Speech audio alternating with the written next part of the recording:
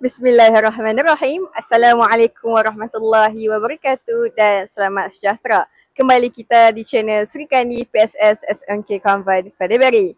Pada hari ini, Sekolah SMK Convent Padbury telah mengadakan Hari Anugerah Cemerlang 2024.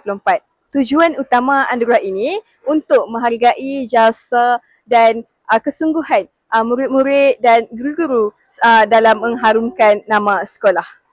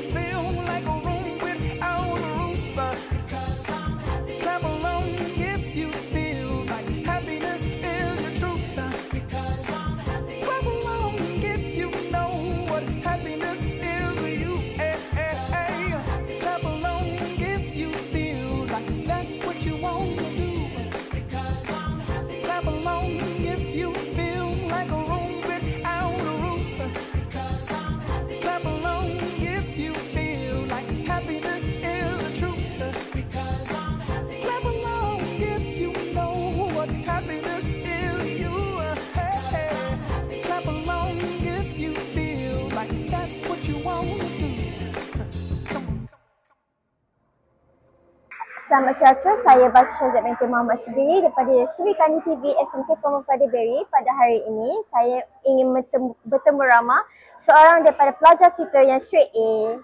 Nama saya ialah Syarumati, anak perempuan Semar Sundram. Saya telah mendapat straight A dalam SPM saya dan sekarang saya menyambungkan pelajaran saya di Kolej Matrikulasi Kedah. Okey, saya nak tanya beberapa soalan boleh? Boleh. Okey, soalan pertama, apakah strategi pelajaran yang anda gunakan untuk mencapai keputusan cemerlang SPM? terdapat banyak strategi yang saya gunakan untuk mencapai kecemerlangan dalam SPM saya. Antaranya ialah saya melakukan soalan-soalan pasir exam dengan banyak. Bukan sahaja kamu melakukan latihan itu dengan banyak, kamu juga perlu memaksa diri untuk memahami soalan itu dan mendapat bentuk soalan itu. Untuk spesifik matematik tambahan, saya akan melakukan peperiksaan pasir itu dengan banyak kali supaya saya dapat menghafal cara-cara untuk menjawab soalan tersebut. Okey, soalan seterusnya. Bagaimanakah anda membahagikan masa antara subjek yang berbeza dan aktiviti harian anda? Saya apabila lepas habis persekolahan, saya tidak akan menyentuh sosial media kerana sosial media dapat menarik perhatian kita daripada melakukan kerja dan tanpa kita sedar beberapa jam akan telah berlalu. Bukan itu sahaja, saya akan melakukan jadual untuk harian kita, untuk harian saya. Okey, wah, tanya atas keputusan anda. Sekian, terima kasih. Terima kasih. Berakhirlah video kita pada hari. Terima kasih atas tontonan sebentar tadi. Tahniah diucapkan kepada penerima anugerah sebentar tadi. Majulah untuk kecemerlangan. Sekian, terima kasih.